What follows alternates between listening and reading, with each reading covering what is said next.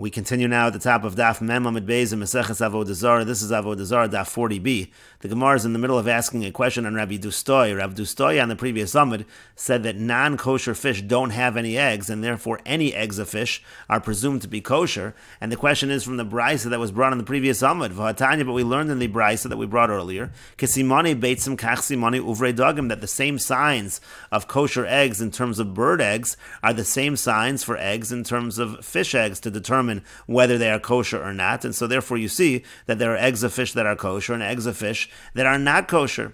And the Gemara answers, Lav terutze mitaretzes law. Didn't we already answer this brisa? Meaning it was not clear what this brisa meant. We actually had to edit the brisa on the previous Amud, and so therefore kach simone kirvei dagim, so we can simply edit it again, and we'll say according to Rabbi Dustoy that it's really talking about the signs of the innards of the fish.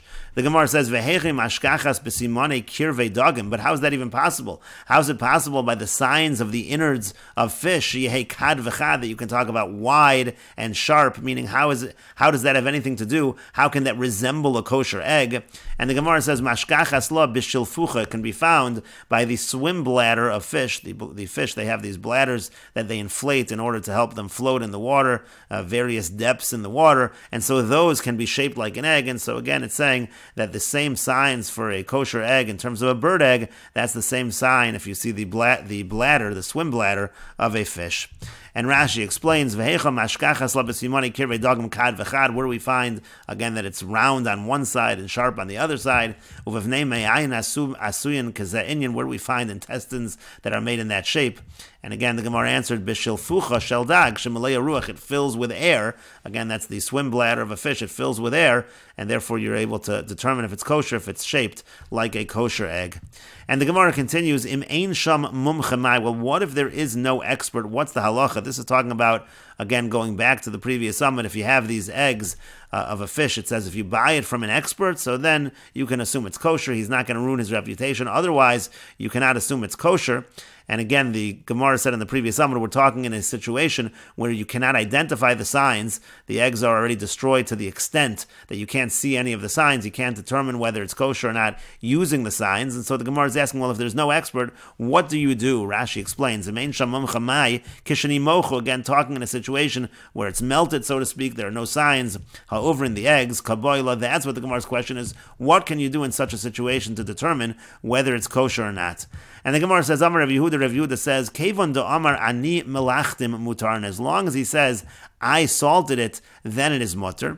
And Rav Nachman says, At sheyomer, until he says, Elu dagim ve'elu kirvein, these are the fish where these insides came from, then already you can rely on this individual. And Rashi explains, Ani malachtim, if Allah says, I salted hadagim, I salted the fish, and I saw that they were kosher, halal, was from there that I took out these insides of the fish.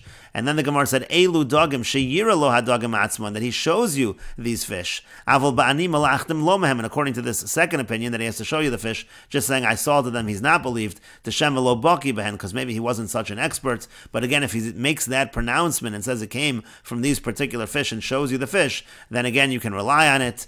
And the Gemara continues, Ori le Rav Yehuda la'ada daila, Rav Yehuda, he instructed to Ada daila, Ada was a caterer, Kevan do Amar ani malachtim mutar, and he said, as long as the seller says, I salted it, then already you can rely. The seller is not going to lie to that extent and say that he salted the fish and he saw that it was kosher if that was not true.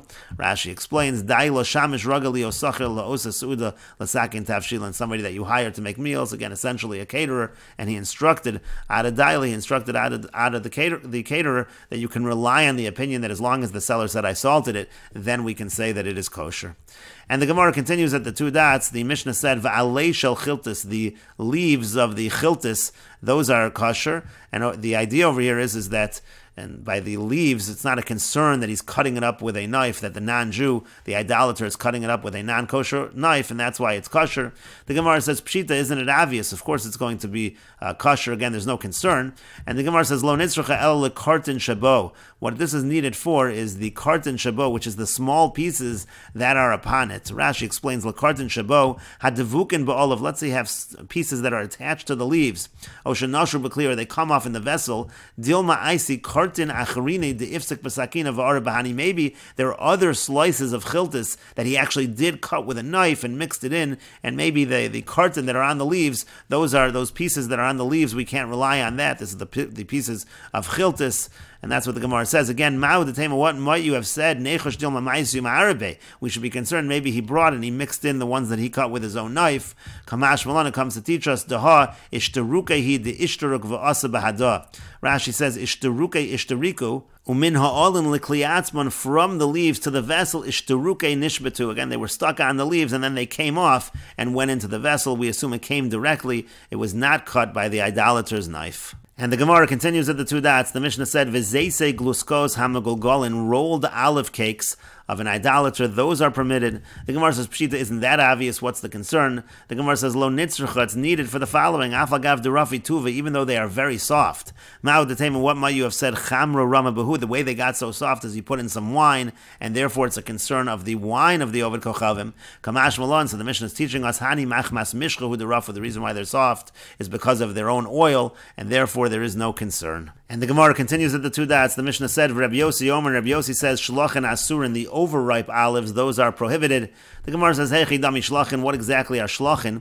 Amar Rabbi Yossi Bar Chanina, Rabbi Yossi Bar Chanina says, Kol she'ochso biyado v'garinaso nishmetes. If a person holds it in his hand and the pit slips right out, it is so soft, so then it is going to be prohibited. And the reason is, like we said above, if it's very soft, then it's likely that wine of the idolater was put in. And the Gemara continues at the two dots. The Mishnah said, Hachagovin haboin v'chulu, if the grasshoppers come straight from the salesman's basket, so then they are prohibited, but if they come from the storeroom, then they are permitted.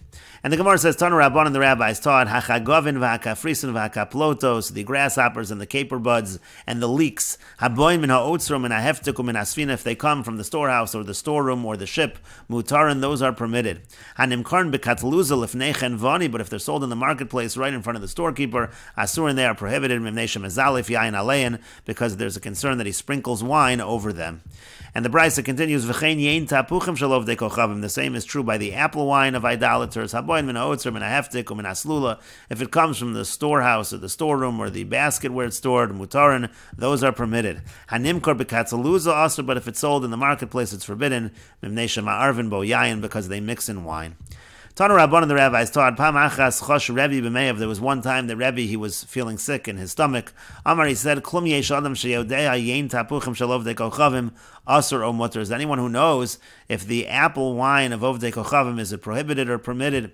Amar lefanav Rabbi Yishmael Rabbi Yossi. Rabbi Yishmael Rabbi Yossi said to him, Pam achas chosh abba b'meyav. One time my father was sick in his stomach. Ve'heviu lo yein tapuchim shal Ovdei Kochavim shal ayin shan, and they brought him apple wine of Ovdei Kochavim. It was 70 years old.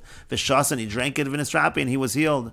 Amar lo, he said to him, Kol kach chaya b'yadcha, you had so much information with you. Ve'atam etzareini, and you're leaving me in pain. B'odku matzu Ovdei Kochavim echad. They searched and they found one Ovdei Kochavim. Shahaya lo shlosh meos garbe yayin shel tapuchim. He had 300 barrels of apple wine shel ayin shanim, which were 70 years old. V'shasav v'nisrapi, he drank and he was healed. Amar, he said, Baruch hamakom, bless HaKadosh Baruch Hu, shem maser olamo l'shomrim, that he gave his world over to those who keep things for a long time, so I was able to get this apple wine and be healed. And the Gemara continues at the two dots. The Mishnah said, V'chein l'truma, likewise by truma. Mai v'chein l'truma, what does it mean likewise by truma? Amar Rav Sheshes said, V'chein l'kohen hachoshed limkor truma l'shem chulin.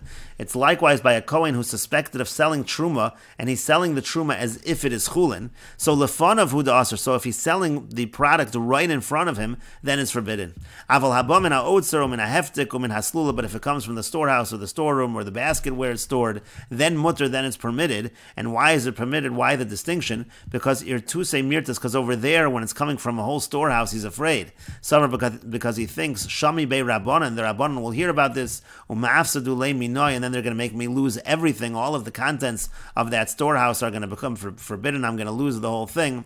Hadron Allah Ein Ma'amid, and we will return to you, Parak Ein Ma'amid, and this is the end of the second parak of Meseches Avodah Zara. If you're enjoying these videos and this channel, Please like, share, and subscribe, and take a look at the description box below to see how you can support this channel. And we will now continue with the third parak of Meseches Avoda Zara. The Mishnah says, Kol hatzlamim asur, and all statues are forbidden, mipnei shehein nevodin pamachas b'shana, because they're served one time a year. Divrei Rabbi Meir, these are the words of Rabbi Meir. But the Chachamim say, Eino asur, the statue is only forbidden, ela kol sheyesh b'yado makel, it is only forbidden if it has in its hand a staff, or tzipor, or a bird, or kador, or a sphere. Rabbi Shimon ben Gamliel says, Af kol sheyesh b'yado kol davar, if the statue is holding anything in its hand, then it is forbidden. And Rashi explains, Kol hatzlamim asur b'hana, all of these statues are asur to get any benefit. Kadur, again, is a sphere. Of Gemara mefarish, dehani vaday nevod, and the Gemara will explain that if the statue is holding these items, it is certain that they're being worshipped. It's because of how important they are that these items are being placed in the hands of the statue. And the Gemara says, Iden evodin pamachas b'shana. Now, if it's true, what Rabbi Meir is saying is that they're served one time a year. If that's true, so my time of the Rabbanan, what would be the reason of the Rabbanan? The Rabbanan say that it's not forbidden. How could that be?